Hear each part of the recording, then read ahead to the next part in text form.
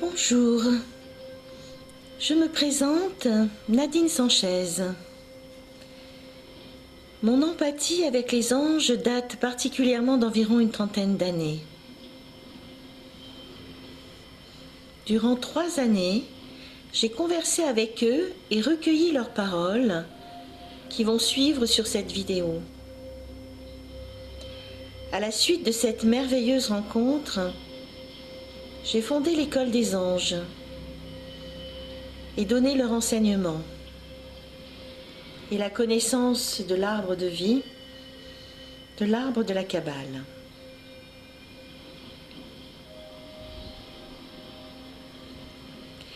En est résulté le thème angélique constitué de nos 13 anges personnels que je propose à chacun, accompagné d'un CD d'analyse personnelle sur mon site www.angecristo.com, ange au pluriel avec un S. Durant une année zodiacale, environ tous les 5 jours, un ange va prendre place dans votre vie, si vous le voulez bien. Aujourd'hui, l'ange 2, Géliel, sera plus particulièrement l'ange de naissance des personnes qui sont nées du 26 au 31 mars. En suivant, durant l'année, les 72 anges, nous acheminons avec eux grâce à leur présence, leur guidance, leur protection. Chaque ange nous offrira ses qualités, sa joie, son amour, en nous suivant à notre demande.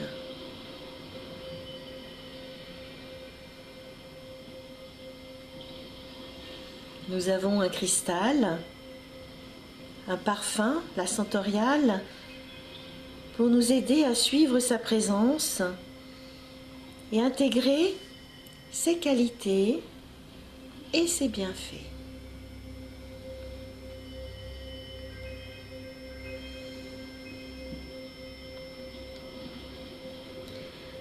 Pour l'ange 2 Géliel, le cristal est la kunzite et la centauriale bleue.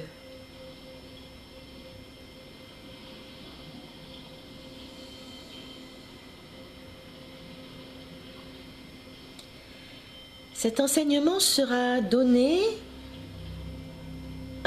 sur mon compte YouTube, à Nadine Sanchez Lithothérapie, où une vidéo d'un texte en channeling de l'ange sera diffusée tous les 5 jours. Le plus simple est de vous abonner pour recevoir à chaque sortie les vidéos des anges. 2. Sur mon site www.angecristo.com, ange au pluriel, où vous trouverez tous les 5 jours textes et infos de l'ange en cours avec les bienfaits du cristal et du parfum également. Le plus simple est de vous abonner au blog en haut du site et vous recevrez au fur et à mesure les informations de cet enseignement.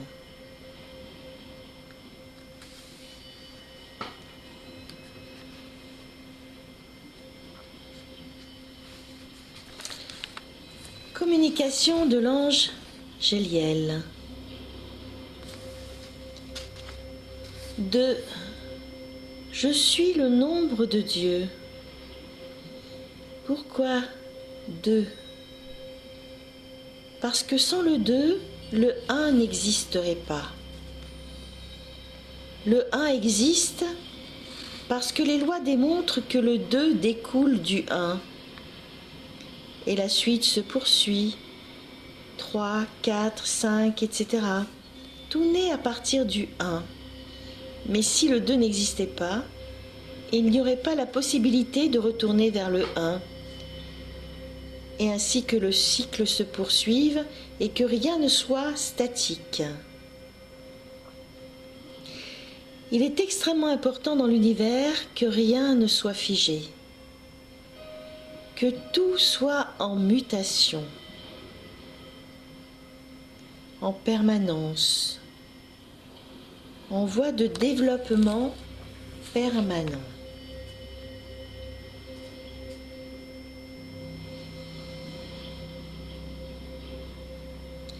Je suis là pour faire grandir la famille, pour que les énergies puissent se multiplier, grandir, prendre de l'ampleur et rencontrer plus de données.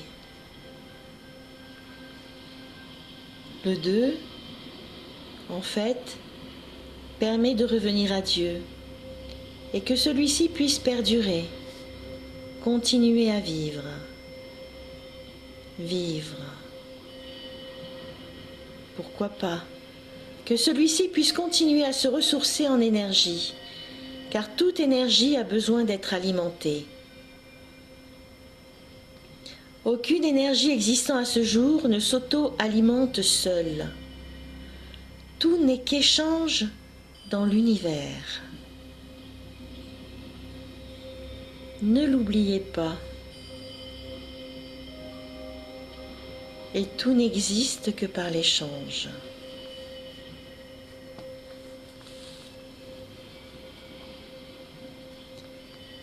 Qu'amène-t-on à l'autre? Que lui donne-t-on? Nous ne sommes là que pour échanger et donner, permettre à l'autre d'aller plus loin dans son évolution de vie, d'âme, d'esprit et de Dieu.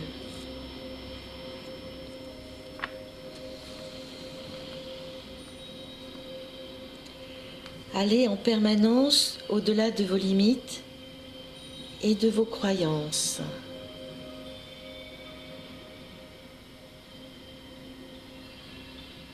Rebâtissez en permanence tout ce qui est pour aller au-delà. D'abord pour un temps, au-delà du temps et de l'espace. Remaniez le temps afin de le comprendre, de l'aider lui aussi à évoluer au-delà de vous-même. Le temps vous guide. À vous de le guider à votre tour. Dieu vous guide. Un jour, vous le guiderez à votre tour. Vous lui donnez. Déjà, vous existez et vous lui permettez d'exister à son tour. L'un va toujours avec l'autre.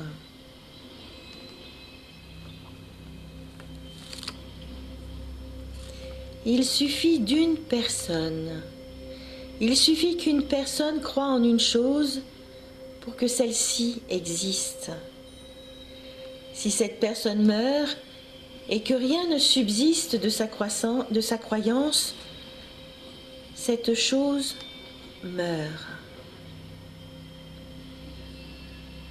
Mais si elle a donné sa croyance à une autre personne, la chose subsiste. Les choses subsistent tant que l'homme en a besoin. Le jour où il n'en a plus besoin, elles commencent à disparaître. Seules certaines énergies peuvent persister, mais en énergie inversée, lorsque celles-ci sont détournées consciemment par un groupe d'individus. Mais ce groupe travaille dans l'inversion des lois.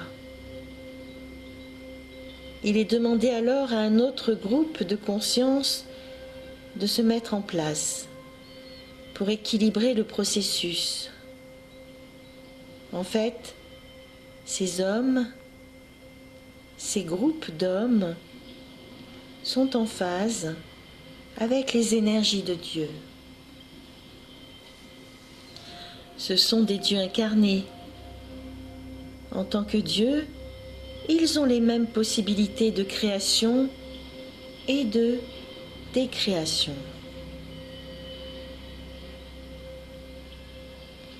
Tel est ce mécanisme. Je l'exprime de la façon la plus précise qui soit, mais elle n'est pas réellement juste, car pour avoir le pouvoir de décréation, encore faut-il avoir le pouvoir de création. Et tous ne l'ont pas.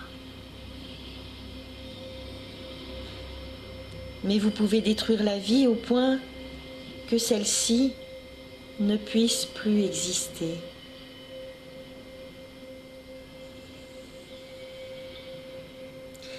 C'est pour cela que des relais existent, afin d'éviter au maximum ce risque. C'est pour cela qu'il est demandé à certains individus de devenir relais, afin d'éviter cela. Certains relais existent sous forme d'individus, d'autres sous forme de cristaux, d'autres sous forme de points focaux telluriques, des lieux, de veines telluriques, de pierres issues de ces endroits. Apprenez à vous en servir.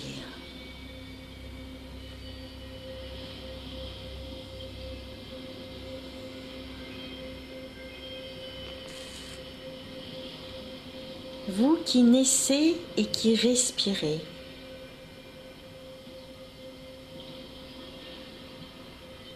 aujourd'hui, je vous montre la voie du renouveau. Les choses bougent et vous devez assister à tout ce qui se passe avec un regard nouveau, un regard au-dessus des choses, le regard d'une personne qui ne rentre pas émotionnellement dans tout ce qu'elle voit, dans tout ce qu'elle sent.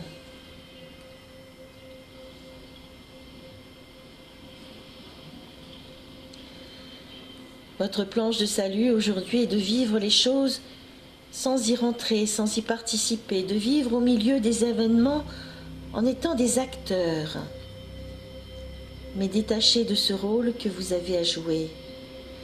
Le détachement est une notion très importante que j'apporte avec mon énergie et ma présence. Regardez les choses, les gens, les événements avec amour et détachement. Ne rentrez pas dans le conflit des autres, car ce n'est pas le vôtre. Ne rentrez pas dans les événements extérieurs, car ils ne font pas partie de votre vie. Je vous apprends à essayer de sentir ce qui est juste ou ce qui ne l'est pas, par rapport à vous et par rapport à l'univers, au déroulement de l'univers et des forces de vie. Je peux vous apprendre à trouver l'équilibre. L'équilibre en tout.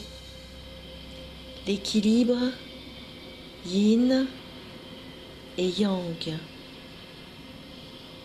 La première impulsion masculine et féminine.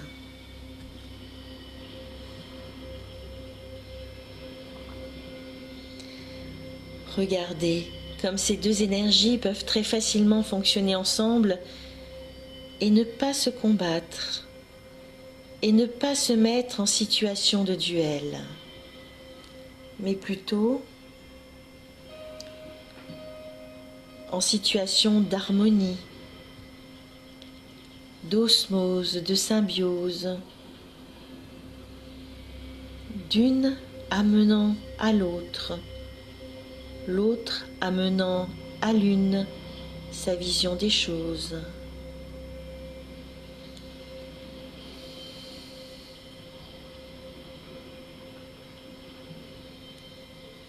Nous arrivons ainsi à mieux comprendre face au regard de l'autre.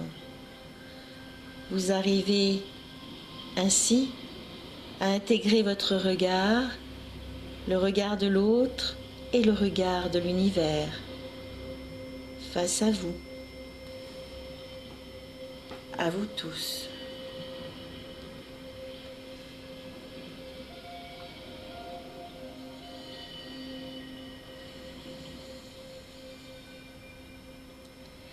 Permettez aux forces de l'univers d'arriver jusqu'à vous, de vous féconder et de permettre que vous bâtissiez à l'extérieur. Permettez que vous mettiez en application ce que vous venez de comprendre et de recevoir.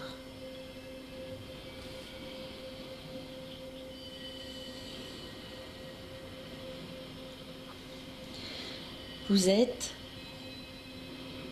face à Dieu. Vous savez que vous êtes proche de Dieu.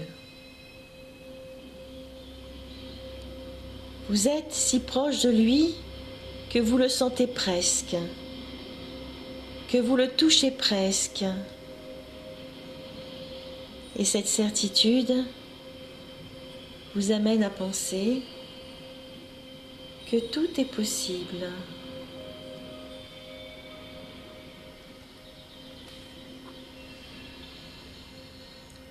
Tout est question de justesse et d'équilibre.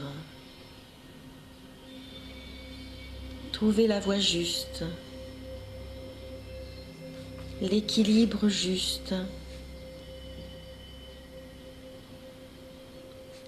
Lorsque vous vous trouvez dans la voie du milieu, dans la voie de la justesse, tout va de soi, tout se met en place, comme par miracle. Laissez faire. Vous êtes à l'écoute. Apprenez à le rester. Et avec cette force, allez de l'avant. Et brandissez l'étendard de la liberté. La liberté donnée à chacun de pouvoir avancer dans la lumière. Retrouvez en vous la force de l'équilibre et faites découvrir aux autres cette force afin qu'ils puissent, eux aussi, la mettre en application.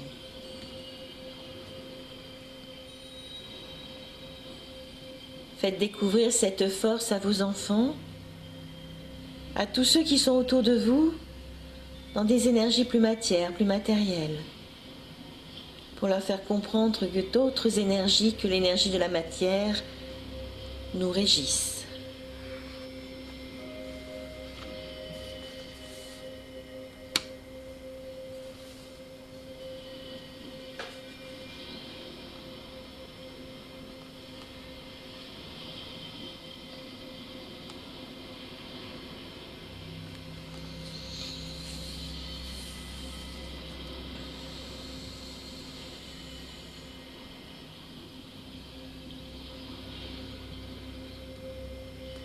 Parfois, les notions de bonheur bloquent certains,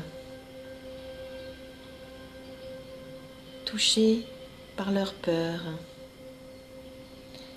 Les résistances peuvent être énormes. Et pourtant, la base de tout ce travail est d'arriver à la notion d'unité, d'équilibre, de sérénité et de bonheur. Le bonheur n'est pas, comme certains l'entendent, quelque chose d'extraordinaire, bien qu'il soit extraordinaire dans le fait que vous n'arriviez pas à le vivre. Non, le bonheur fait partie de cette notion de simplicité, d'humilité, de souplesse également. Trouvez la joie simple dans le sourire d'un enfant. Trouvez la joie simple d'un repas préparé avec amour. Trouvez la joie simple d'une nature qui vous donne en permanence. Trouvez la joie simple de la poignée de main d'un ami qui est toujours présent près de vous et qui vous aime. Lorsque vous êtes arrivé à ressentir cela, vous êtes dans l'approche du bonheur, car vous êtes comblé. Vous l'êtes déjà en réalité, mais vous ne le savez pas. Il y a quelque temps déjà, nous avons dit à la personne qui exprime ces mots que face à des difficultés, il ne fallait pas qu'elle regarde ce qu'elle était en train de perdre, mais plutôt tout ce qu'elle avait autour d'elle et de faire le bilan. Et cela est le bonheur, car vous n'êtes jamais sans rien. Vous avez parfois l'impression qu'on vous retire des choses, quand des énergies se modifient autour de vous. En fait, on ne vous retire absolument rien. Les énergies se modifient pour vous amener plus encore, pour que l'abondance fasse partie en permanence de votre vie. Quand on vous retire, quand vous avez l'illusion qu'on vous retire quelque chose, c'est qu'en fait, vous n'êtes plus en phase avec cette notion d'abondance et que vous n'avez pas suivi le courant de transformation qui vous est demandé.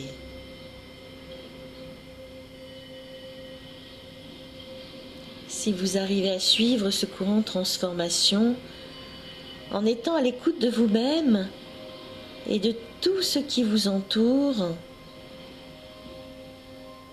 en ne mettant pas ces résistances inconscientes ou conscientes, tout est facile. Et même, vous ne vous rendez pas compte que tout est facile. Car pour reprendre une expression que vous avez découverte, redécouverte aujourd'hui, et qui vous a amené beaucoup de paix, de sérénité et de joie, vous êtes heureux.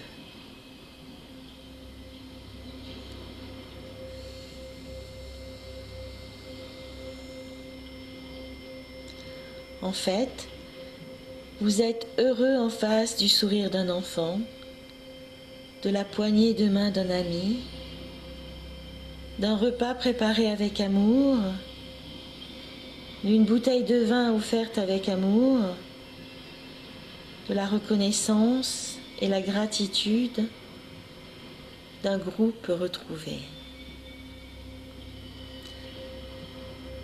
Alors, apprenez à ne pas aimer vos résistances. Apprenez à aimer en étant tout simplement à l'instant présent, ici et maintenant.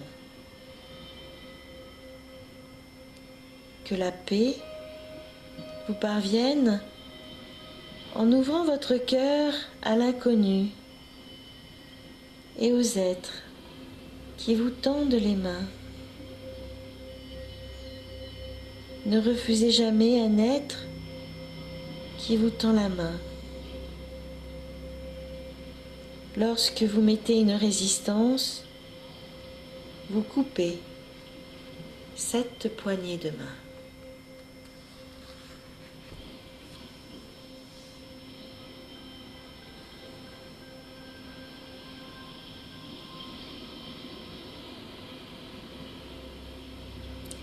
Merci de votre présence et de cet échange.